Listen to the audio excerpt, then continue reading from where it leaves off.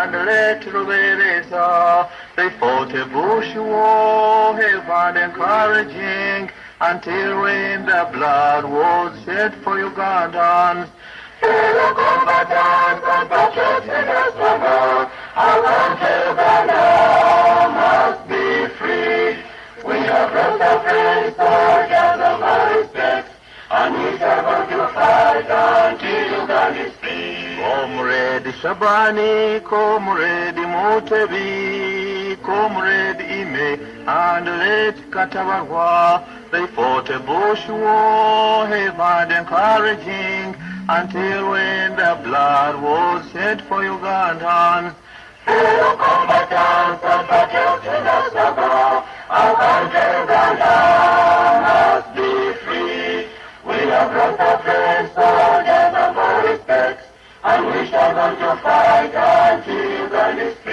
Let Mugisha Choishe, Comrade Mugabe, Joy Mirende, and Comrade Kato, they fought a bush war, heavy and encouraging, until when the blood was shed for Ugandans.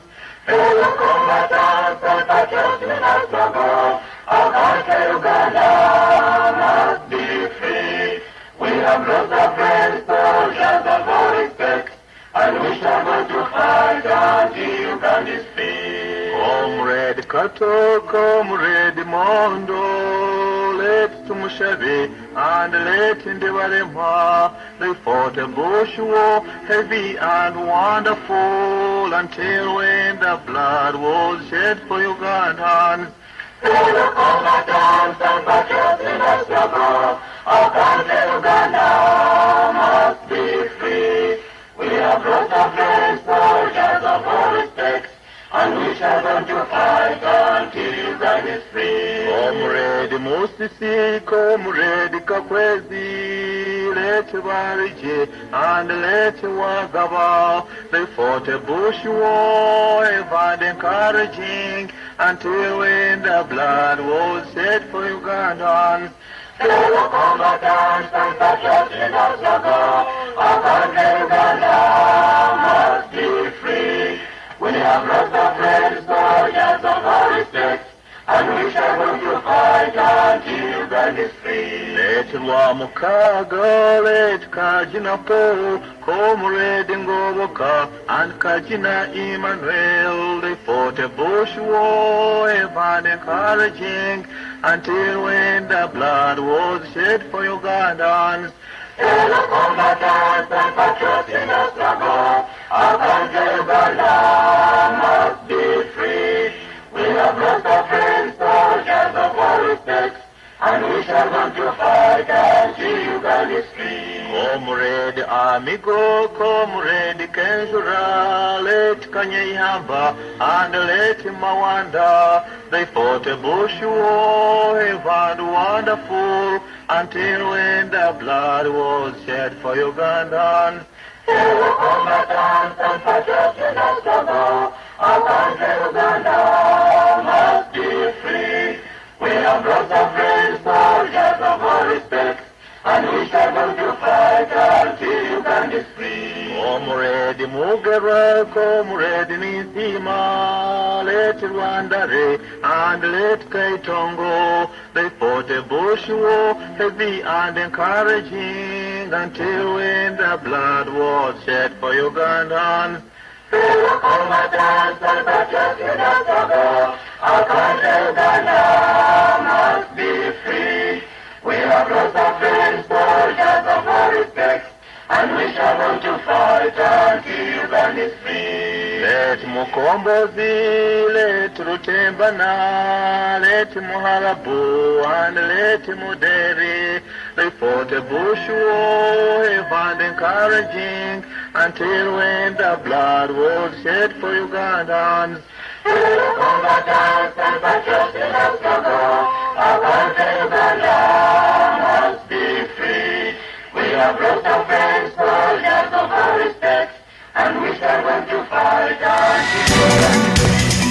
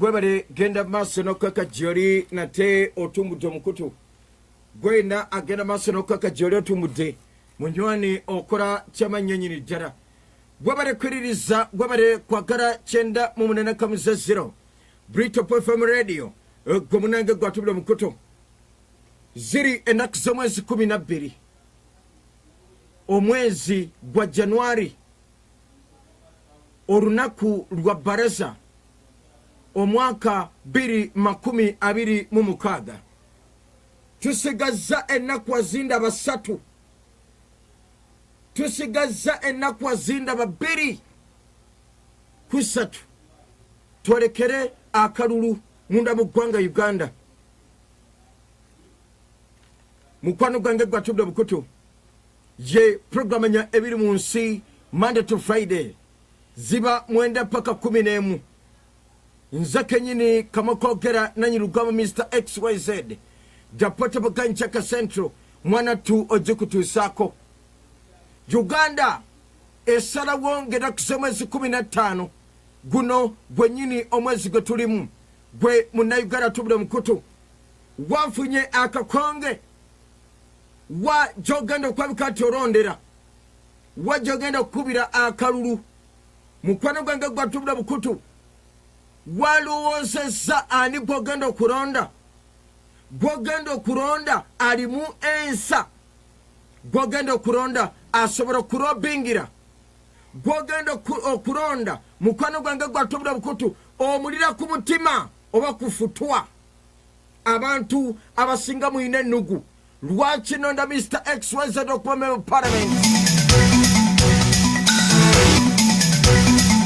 njagala mukwano gwange gwatubula bukutu nkubuuzeeko gwe natubula muleretu bamenywani abali esembabule mu bwogola kyenjojo sembabule mwe bali kwiririza abantu b'emubende lusalira nabingoora mwe bali kwiririza bamenywani sijja kwerabira mikwano gyange ennyonyiri ddala ejiri saidi zekagadi kyenjojo fotepoto mwe bali kwiririza bamenywani abantu beibanda Kazinga Mpara Chaka Central Chaka North ne Chaka South mwebale genda maaso n'okwaka nti mutumudde bamenywane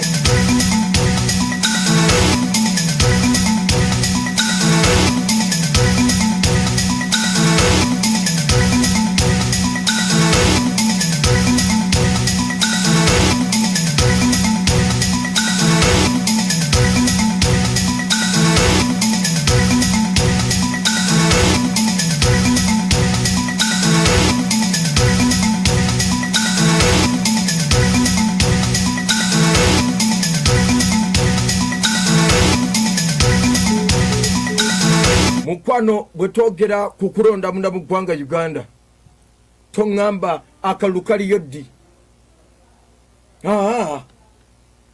kyombuuza akalulu kaliyo ddi mukwano gwange gwatubula bukutu 15 genda olonde nkukubiriza muna Uganda saagala tukomewo wano ng'akalulu kawedde onyumize emboozi zo tinalonda omuntu gwe saagala gwe nalonda teyaliiwo gwe nalonda nali simwagala mukwano gwange gwatubula bukutu 15 keera bukezi genda olonde omubaka wa parliament gwoyagala genda olonde president gwoyagala genda olonde omuntu yena gwosizaamu era gwobwo bwesige bannayuganda muleke kufuuka kiiso kya mbuzi go and vote please go and vote mulonde peacefully londa omuntu gwoyagala mateeka mangi gateerebbwawo naye njagala okutegeeza munauganda tubule mukutu nti bingi bizenga bibaamu naye mukwano gwange gwatumudde mukutu Uganda ekijiisa part of Africa ekura area Africa. It is because Uganda erina demokrasia. Uganda erina demokrasi. Uganda yamanyi bw'okompeyaringa n'amawanga amalala. Uganda amawanga amalala ugarabira. Kiwaliriza nnyo n'abakulembeze ab'enjawulo abakuba akalulu okutaayaya eggwanga Uganda, okutalaaga eggwanga Uganda. Munnayuganda, nze nga XYZ nkukubiriza ogenda okulonda. Genda olonde. Obanga Munnayuganda nkukubiriza genda olonde. Akakonge wakafunye, wategedde wogenda okulondera. Sinakindi mmwe abataafuna kakonge bannanga mugenda kukozesa national IDs zammwe. Abataafuna bukonge mugenda kukozesa national IDs zammwe mugende mulonde. Ne bw'oba osobezaamu bagenda kuwa akapapula akalala. Please go and vote. Ab'amaduuka tubasuubira ku nnaku somezi 15 olufuula public holiday. Mugende mulonde. Abakulu mwenna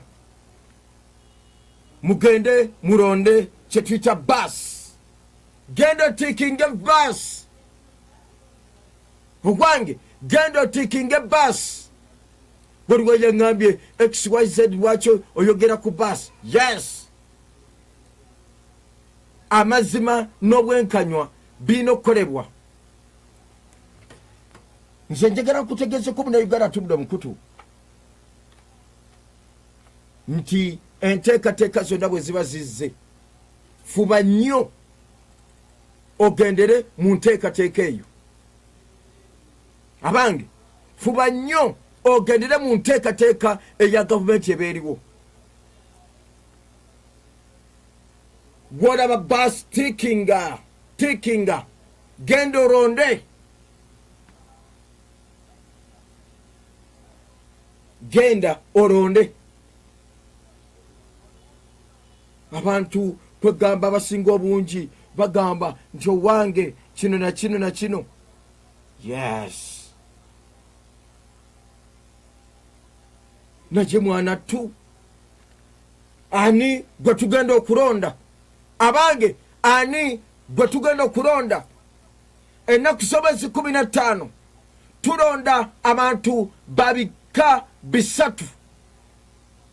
Tulonda woman member parliaments mu ggwanga Uganda. Tulonda ba member parliament abasajja n'abakyala be bantu babiri. Tulonda nga 15 omukulembeze w'eggwanga gw'osalawo okulonda. Ekitegeeza olina okubabulwa mirundi 3. Tulonda member parliament, omusajja, omukyala ne president gw'oba osazeewo okulonda. Genda olonde. Mukwano gwange gwatudde bukutu bingi ebigenda okwogerwa, naye ku bino by'oba osuubira mu kalulu ako. Mutabani wa musika kutayongera baba olweyo olumanya sonda kwekakuta tuba kumugwa kwata kukasingubadde musira kwanga lengera mutabani wa musika kutayongera baba olweyo olumanya sonda kwekakuta tuba kumugwa kwata kukasingubadde musira kwanga lengera nino olugero lw'ento byandifandulo ky'olw'omulwanyisa abalwanyi. General salute Musa Mirembe mu Uganda Sabakumi otuwaze banja omuzira tata ruhanga simwe papa otuje wala otubuludde yeyo muvuba twandibadde waffe wotali tata eno Uganda yandibadde watibu tuli bulungi lwakubanga obaddewo tukulina masuubi n'ebiseera ebiddako genda kutikinga basi akalulu kenyinanga wadde wakikofira vote tugenda kuvotinga musei lwa Uganda yaffe eno n'ebiseera ebyomaaso genda kutikinga basi akalulu kenyinanga wadde wakikofira vote tugenda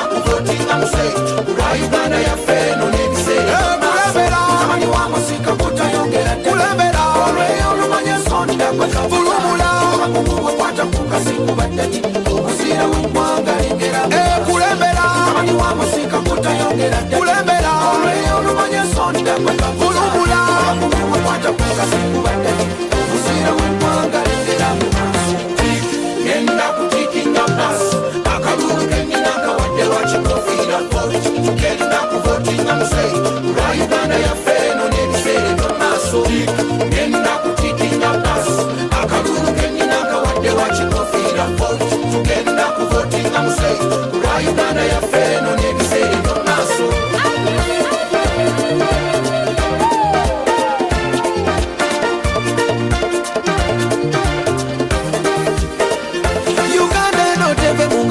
ndaba tegenda kutomera nga moga polampola bayaye tebatutomesa netuzika eggwanga nga teri kyakula gwanga naye n'emirembe nagyo tugyetaaga nnyo n'enkulakula neno kukana akalulu tukozesa obwongo twagala sobola yakibaddemu yakitegeera ekikofiira yakibaddemu yakitegeera jajja w'abaana yakibaddemu yakitegeera mulwanyi namige yakibaddemu yakitegeera wa uganda eno yakibaddemu oyo yamanyira omuntu wa wansi yakibaddemu yakitegeera mukwano gw'abantu yakibaddemu yakitegeera tata wa afrika yakibaddemu yakitegeera dadi genda kutikinga basi akalulu kenyina kawadde wakikofiira tugenda kuvotinga museyi kulwa uganda yaffe eno n'ebiseera eby'amaaso genda kutikinga basi akalulu kenyina kawadde wakikofiira tugenda kuvotinga museyi kulwa uganda yaffe eno n'ebiseera eby'amaaso genda kutikinga basi akalulu kenyina kawadde wakikofiira tugenda kuvotinga museyi kulwa uganda yaffe eno n'ebiseera amanyi wa musika kutayongera kulembera olweyo olumanya sonda bulumula abakungu bwekwata kukasikubaddanyi obuzira w'eggwanga lengera kulembera amanyi wa musika kutayongera kulembera olweyo olumanya sonda bulumula abakungu bwekwata kukasikubaddanyi obuzira w'eggwanga lengera mu maaso genda kutikinga basi akalulu kenyina kawadde lwakikofiira voti tugenda kuvotinga museyi kulwa uganda yaffe eno n'ebiseera eby'omaaso genda kutikinga basi akalulu kenyina kawadde lwakikofiira voti tugenda kuvotinga museyi kulwa uganda yaffe eno n'ebiseera eby'omaaso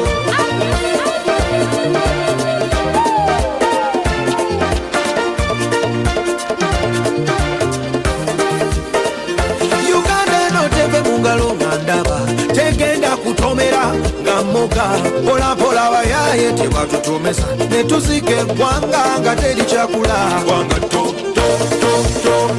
naye n'emirembe nagyo tugyetaaga nnyo n'enkulakula neno kukana akalulu tukozesa obwongo twagala sobola yakibaddemu yakitegeera ekikofiira yakibaddemu yakitegeera jajja w'abaana yakibaddemu yakitegeera mulwanyi namige yakibaddemu yakitegeera wa uganda eno yakibaddemu oyo yamanyira omuntu wa wansi yakibaddemu yakitegeera mukwano gw'abantu yakibaddemu yakitegeera tata wa afrika yakibaddemu yakitegeera dadi genda kutikinga basi akalulu kenyina kawadde wakikofiira tugenda kuvotinga museyi kulwa uganda yaffe eno n'ebiseera eby'amaaso genda kutikinga basi akalulu kenyina kawadde wakikofiira tugenda kuvotinga museyi kulwa uganda yaffe eno n'ebiseera eby'amaaso kuba akalulu kenyina kawadde wakikofiira n'obufo muzeyi tatate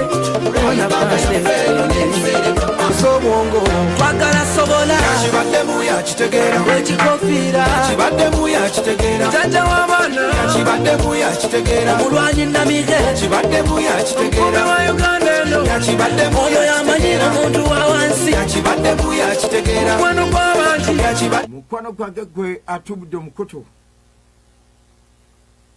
njagala okutegeezaako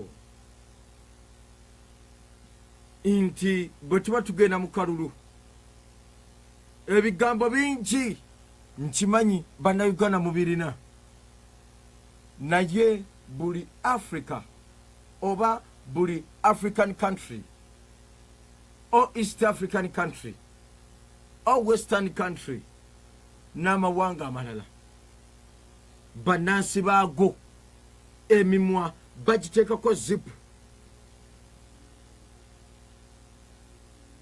mbasabye ebigambo bibe bitono nnyo mu kalulu kano. Bannayuganda, ebigambo bibe bitono nnyo mu kalulu kano, naddala mu campaign zino. Akalulu ebigambo bibe bitono. Bayinza okubuuza nti owange kati kiki kyokoledde eggwanga Uganda just tusigaze ennaku 2 kubanga buli wezituuka ssaawa 6 tubala olunaku olulala. Waliwo ayinza okuŋŋamba naye x tusigaze ennaku 2 oba 3. Campaigns zikoma lunaku lwankya 13. Campaigns wezikoma. Bw'osanga omuntu akuba campaign zikoma nkya, ennaku z'omwezi 14 tewali campaign, tuleka bannayuganda okukulabika nti beteekateeka. Campaign zisigaza lunaku lumu lwokka lwankya ne leero. Eggwanga Uganda ku bantu 1,21,000 ku bannayuganda balonda akalulu. Njagala kutegeeza bannayuganda tubudde mukutu, genda olonde. Gwe ayagala okundaba, genda ku YouTube ya BRITOP FM radio tuninga kwendi live. Eno ye programu ey'ensasaga njagala kukubirize ogenda olonde. Naawe ali wakaawo nga tolina radio, teekako essimu yo bw'oba olina smartphone ng'oyinako ne data. Commentinga teekako bw'oba tondabangako ke kaseera. Tuli mu Uganda, noonya BRITOP FM radio ku YouTube, programu giyita Manya Ebiri Munsi. Likinga, commentinga, nja soma enteekateekayo n'ebirowoozo byo. Ngenda kubisoma wano. Kiki eggwanga Uganda gye liraga? Gavumenti y'eggwanga Uganda, gavumenti yataddewo procedures, yataddewo kye tuyita emitemwa, yataddewo warning. President Museveni anoonya kisanja kya 7 from 1986 up to now. Je mukulembeze kyekino ekisanja mu bannayuganda njagala munootinge bulungi. Mbadde ku YouTube leero, sitera kubeerabeera ku YouTube leero, ndi ku YouTube. Genda ku mukutu gwo gwa YouTube, teekamu BRITOP FM radio, programu Manya Ebiri Munsi. Kino nkigamba lwatu Museveni kana akalulu kagenda okugjayo pasenti ennene bukyanga atandika okwesimbawo. Nankubadde na kino kinootinge mu bitundu ebyenjawulo munda mu ggwanga Uganda waliwo ewagenda okuba olwekwaso nti enkuba yatufudde embye. Ku lunaku olw'okulonda keera olonde, kubanga mu bitundu ebyenjawulo enkuba egenda kutonnya. Abange tusuubira oba nsuubira enkuba okutonnya okusiza ku sisitimu zenina wano. Mu bitundu ebyenjawulo nsuubira enkuba okutonnya. Mwanatu bweteeseteese etya oba bweteeseteese otya okuba akalulu? President Museveni anoonya kisanja kya 7.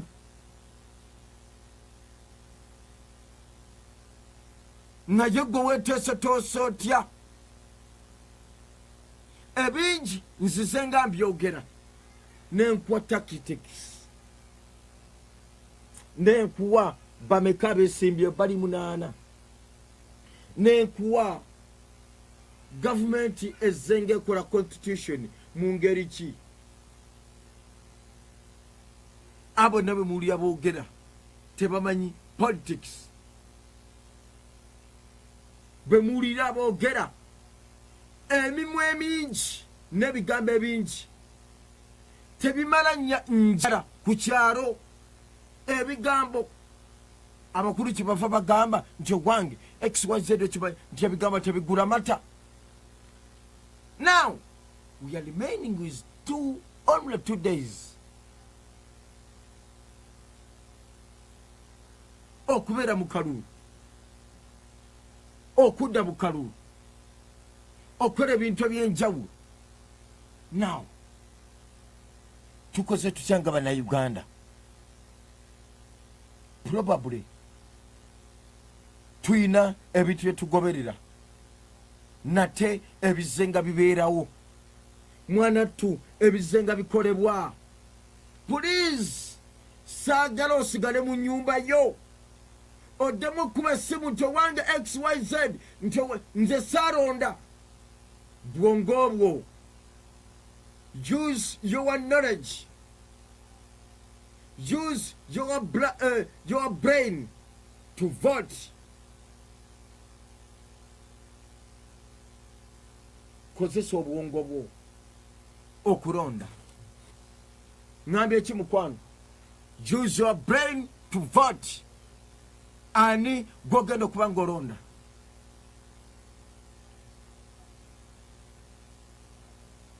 Ani gwogenda okuba ng'olonda?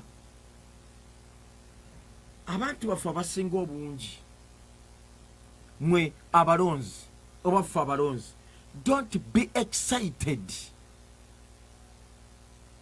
Abange temubeera excited to some extent nti omuntu xyz yampadde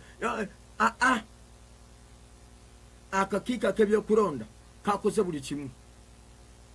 Gwano mukwano gwange gwatumudde mukutu, njagala nfune justice Byabakama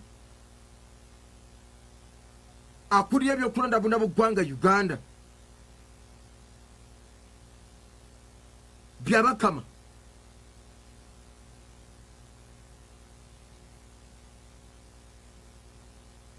akulira ebyokulonda buna buggwanga Uganda n'abakulu ab'enjawulo. Biki ddala bye boogedde? Abange biki bye boogedde ku kalulu? Ngenda kubikuvuunulira. Tubeera excited ng'ogenda okulonda. Abantu abasinga obungi muyinza okukola effujjo. Gavumenti yabategedde. Abange gavumenti yategedde abagenda okukola effujjo. Mr. Justice Byabakama akulira ebyokulonda buna buggwanga Uganda, njagala oyogereko ku bantu b'ekyegeegwa, oyogereko kyaka Tiraj, oyogereko kyaka North, kyaka Central ne kyaka South. Yogera ku bantu b'emubende, yogereko ku Uganda yonna as a chairperson gw'akakiiko ak'ebyokulonda. Justice Byabakama, please tukusaamu ekitiibwa. Gwebale kwogera bigambo binyumira bannayuganda, oluusi ne bakufuula ekitagasa, naye ono y'ow'enkizo mu kalulu kano. Justice Simon Byabakama akulira akakiiko ak'ebyokulonda, si yeeka akatuulako, waliwo n'abakulu abalala. Byabakama yogera. Provides that where such a scenario occurs, then the commission, nominated candidates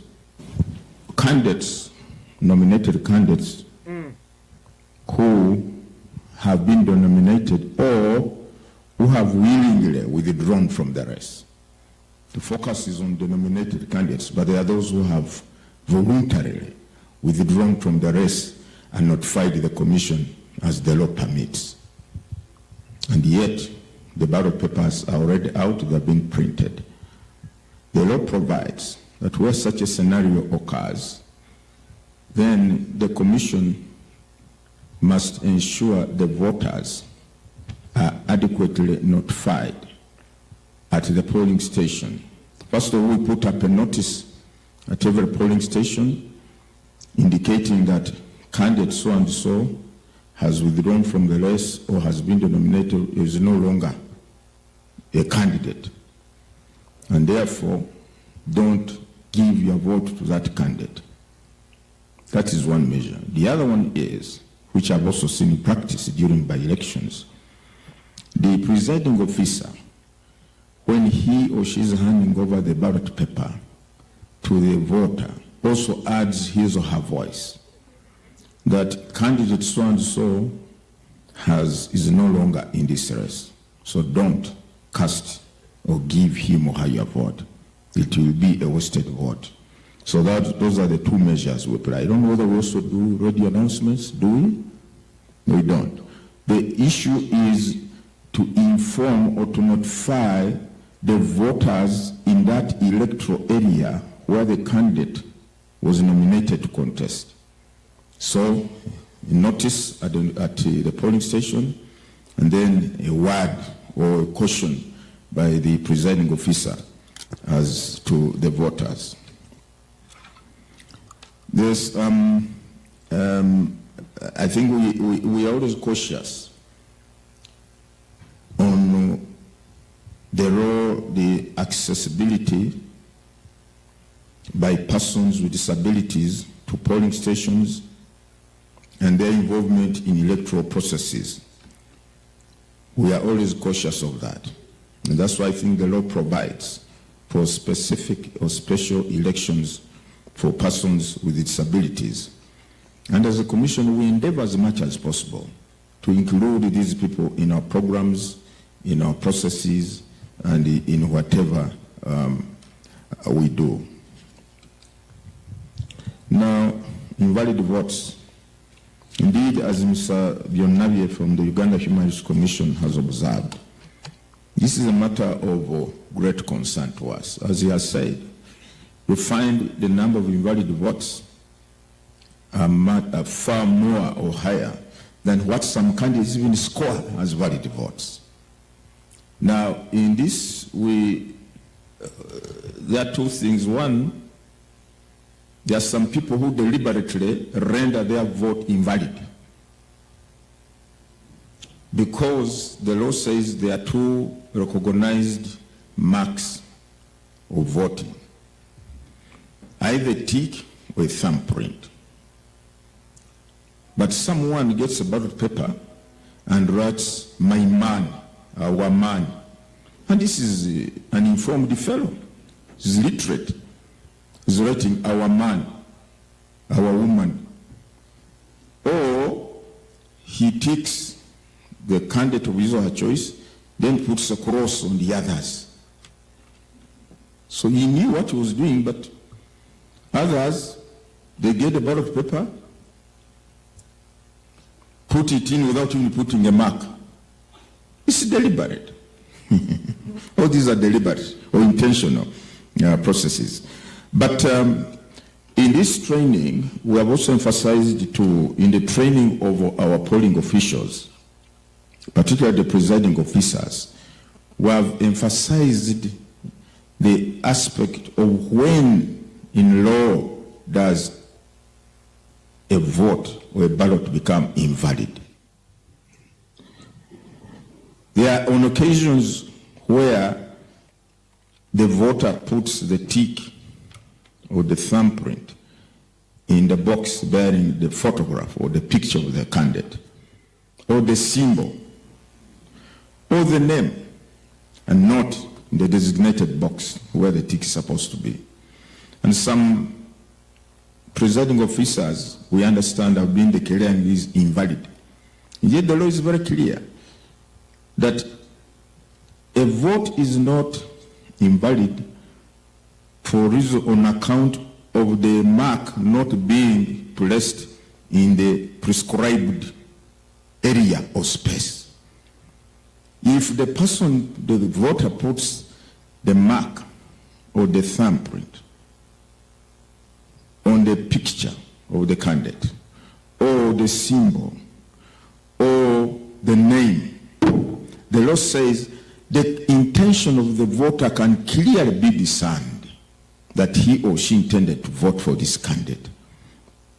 It's not invalid. So the aspect, the emphasis on training, I've talked to my field officers and they have told me they've emphasized this aspect, that they should not render or declare a ballot paper invalid simply because the person did not put the mark in the designated space. But also, from what we have observed, because as I said, my colleagues and I, during by-elections, we've been in the field. The crowd of people around seem to overwhelm at times the officials managing the process of counting. Our process here is so transparent. I don't know whether it happens in other countries. The presiding officer gets the ballot paper and shows it to everybody. Then the people around, they shout, oh, that is invalid. In the local language, kafu, invalid. Now because it is a crowd, the raucous is so high, at times the presiding officer gets it. I was there, I was around one time. I think I was at one of the polling stations in one of the by-elections somewhere. It was a rural constituency. I happened to be around during counting. The voter had placed the tick outside the margin of the box where the tick should be. This is the box where the tick should be. The tick was outside the box. The crowd shouted, "Kafu!" I said, even though it is placed outside the box, but you can see it is within the line of the box, but outside the box. So really, the intention can be discerned.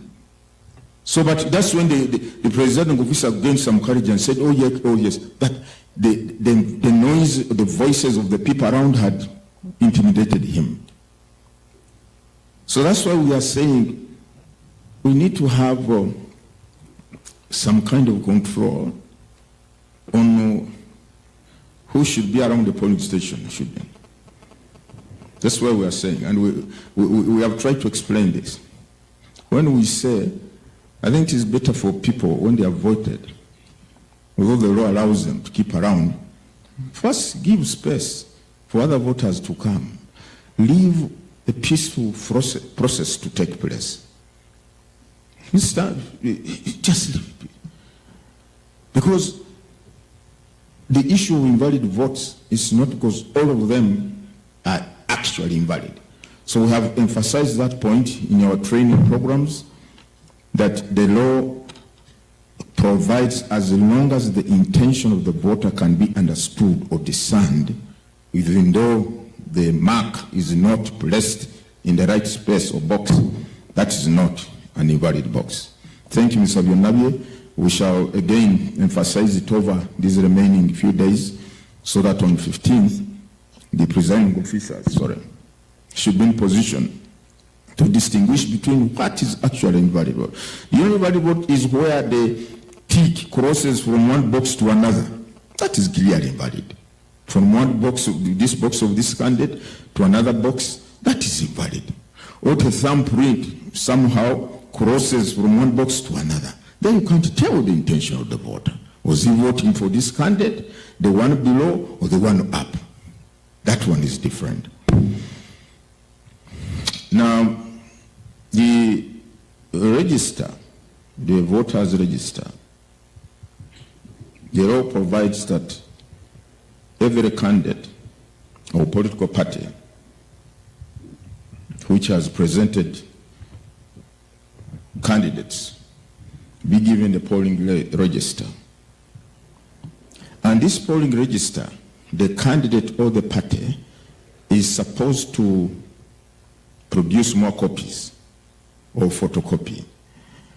The register relevant for that particular polling station, and give their agents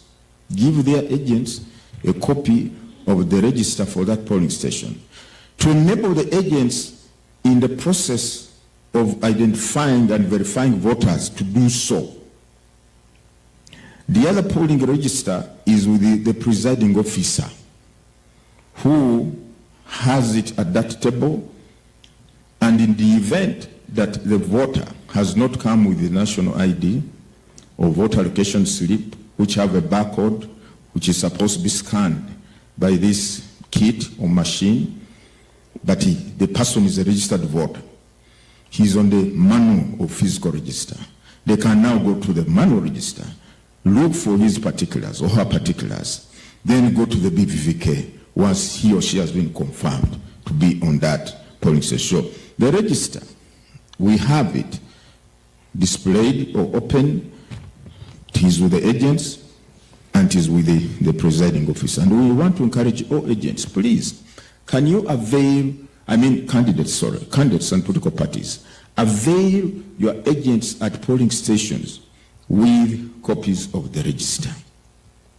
And secondly, our distinguished guests, the Electoral Commission offers to train candidates' agents for free. When we are training our other polling officials, we also train the agents of the candidates on the modalities, on the going zone at the polling station. Because at times some of these agents report on account of not being conversant or acquainted with what goes on at a polling station.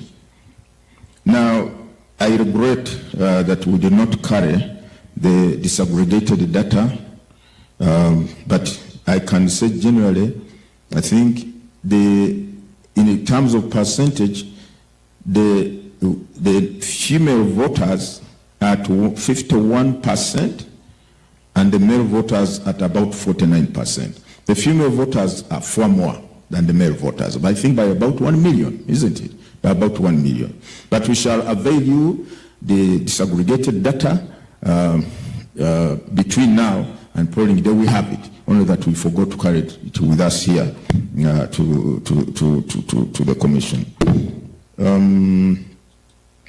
I think those are the questions so far. Is there any question I've not answered? No. Thank you. Commissioner Anthony? Oh, Afande. Yes. That's it, Lord Chair. Numberless vehicles. No, Afande has one question to answer. Numberless vehicles. Yes. I don't know whether the traffic rules allow permits to those ones also. Thank you. Thank you, Lord Chairperson. And thank you, Albert from Kawale, for that observation. I think in passing, the chairperson has partially answered this. And this contravenes the traffic laws and regulations of this country. But as you realize, the situation during campaigns and elections has its own dynamics. And perhaps on our part, I could say some level of restraint was exhibited, but that's not allowed. And it's good that we are seriously identifying this as an issue. We shall have more efforts and processes to ensure that this does not occur, because eventually it could also bring us some other unwanted situations where you can't properly identify the motor vehicles concerned. I thank you very much. Yes, I think the next round of questions starts with the Friends of Uganda. In the case of failure of the biometric kit, what happens?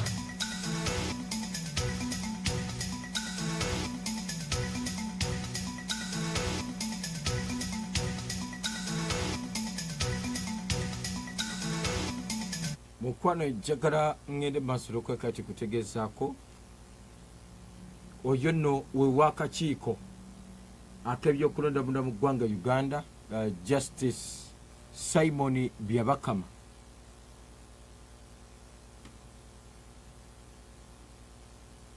Bingi ebigenda okubeerawo ku kakonge mwe abalina akakonge akabaga directinga wajja ogenda okulondera kitwale ng'ekikulu ddala. Bw'oba okalina, bw'oba tokalina, use your national ID. Bw'oba tolina akakonge nga tewakafuna, use national ID bw'oba nga wewandiisa mu kitabo ng'okkiriza nti wayewandiisa. Mistakes nyingi ezigenda okukolebwa, ebintu bingi ebigenda okukolebwa ku kalulu awo. Kola buli kimu. President Museveni ali Busongola mu kaseera kano, yazzeemu okunoonya akalulu mu Kasese region, ali Busongola North saawa zino. Lwaki agizzeemu? Kasese ebadde nekankireke naye kati President kazeeyo agenda kuba akola buli kimu. Bannayuganda abatumbudde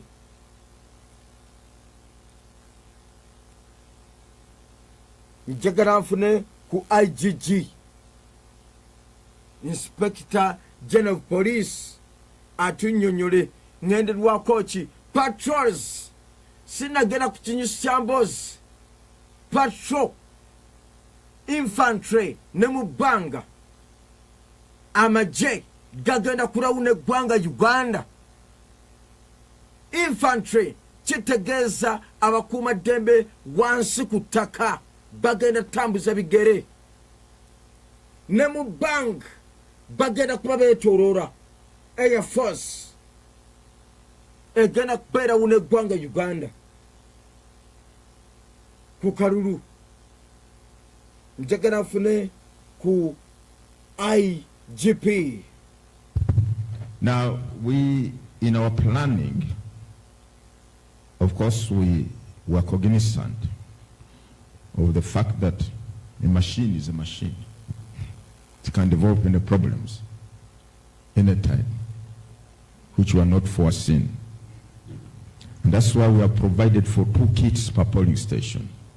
One, they are not going to be used concurrently, but rather one will be on standby, just in the event the one which is running develops or malfunctions or develops issues. That is one. Secondly, we shall also have our technical teams at every sub-county who are called, or we refer to them as troubleshooters.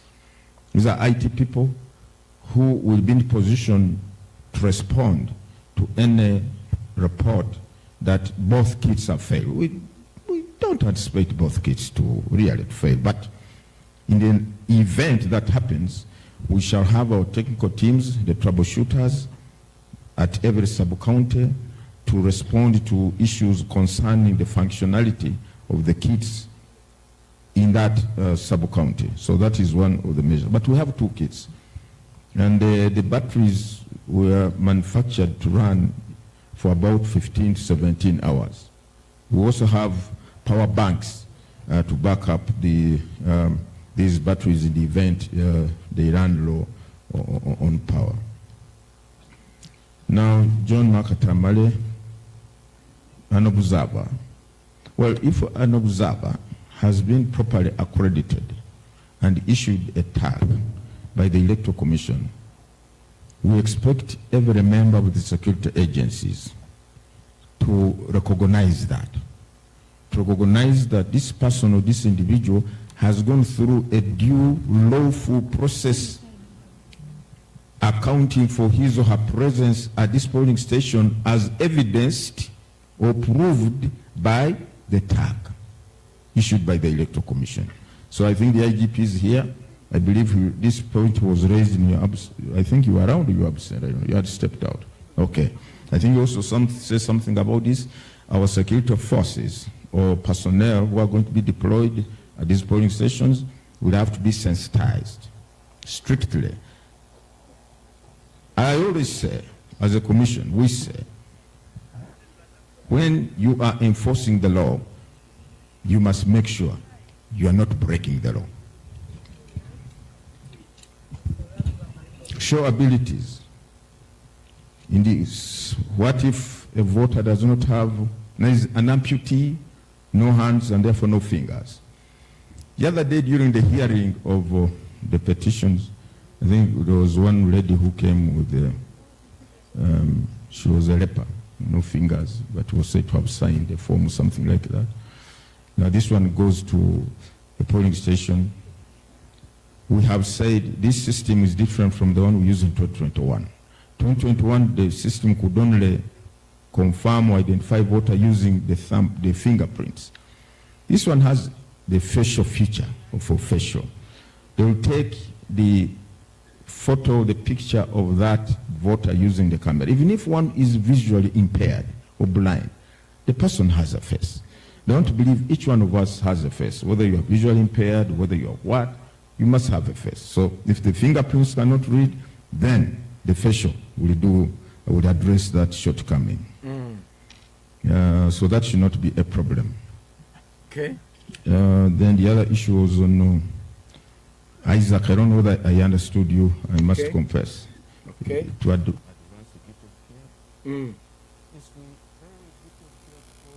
Gabaka Masebo Yugera.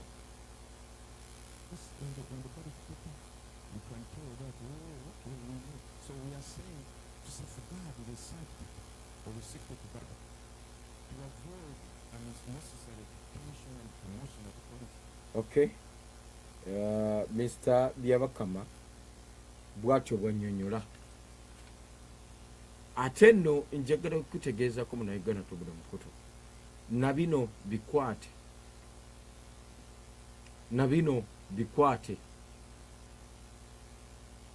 bino byankizo nnyo.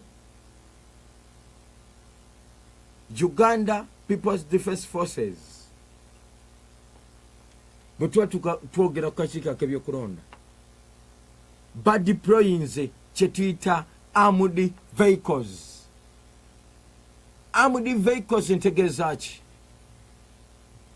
Emmotoka ezitatibwa mu masasi, amagye agwa ku ttaka oba abajaasi okwetola eggwanga Uganda. Mu kalulu kano beetolodde eggwanga Uganda. Lwaki Uganda ekola kino? Kugezaako kukuuma kalungi na kusomeza 15. Era mu bitundu ebyenjawulo omukulu Kano Chris Majezi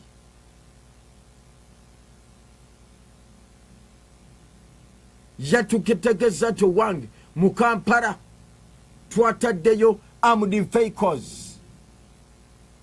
Emmotoka bajinja kuyitamu gyotasobola kuba bomu, gyotasobola kuba sasi, wabula bakusanga bakweŋŋanga, bakukwata ne bakusitula.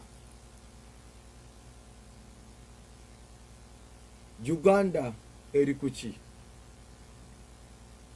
Uganda the part of Africa. Bali mutegekera nsi, bali mutegekera gwanga.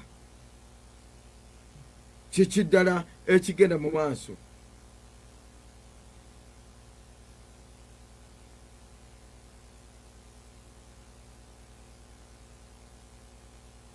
Kiki ddala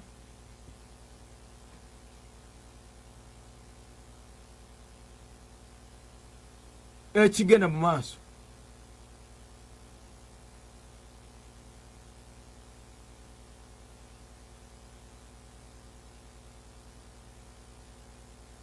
Kiki ddala?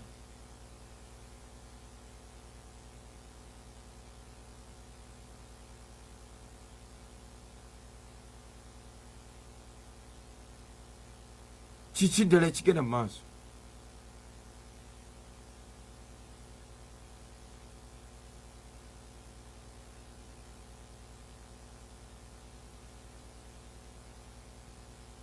Njagala okutegeezako munayigala atubula mukutu.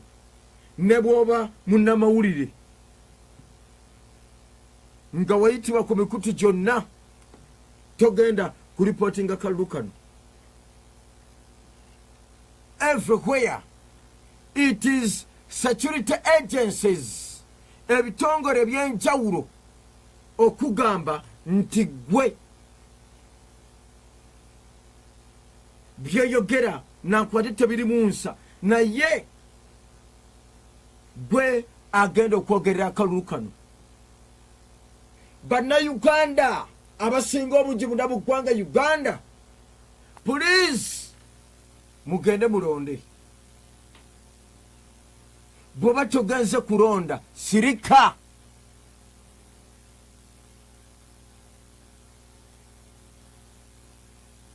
Kiki enjogerako? Sirika. Manya omuntu gw'agenda okulonda.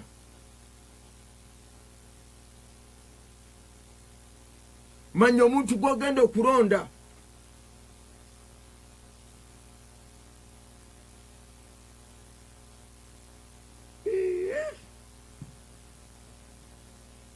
Kale kankoleko ku nsimbi ze bakama bange katono deni nkomewo. Koyenza okunvuma sikumbangako 98.0 BRITOP FM Lotsanga omutawuni ya Kyegego.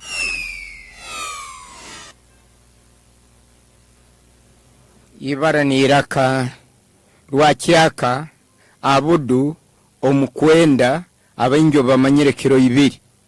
Nokwebundazo kwingi ni mpicha okusiima n'okugumya abantu bona bakyaka Central Constituency abamagombora 5 nkogemanyire Kakabara Town Council kyatege gombora Kyegegwa Town Council Kyegegwe gombora hamno ankanja egombora habwo buhagizi omurkuherezo wekitinisa Tom Braid omwamu haire tukyali mukutandika orubimbi rwa primaries obusagicho bwamu haire kandi na hati omurkumwoleka tokaba ntusera kutunga ebendero byakwasibo wekitinisa Tom Braid nabagenzi baitu abandi abali mu bitebe bindi rundo mu group ezini bona barugayo bayija kusagika ayakwasibwe ebendera wekitinisa Tom Braid nabwe ekintu basaba ntubayijukiza ntubayebundazaho muno akana na katano nambere haliban abakuru ba madini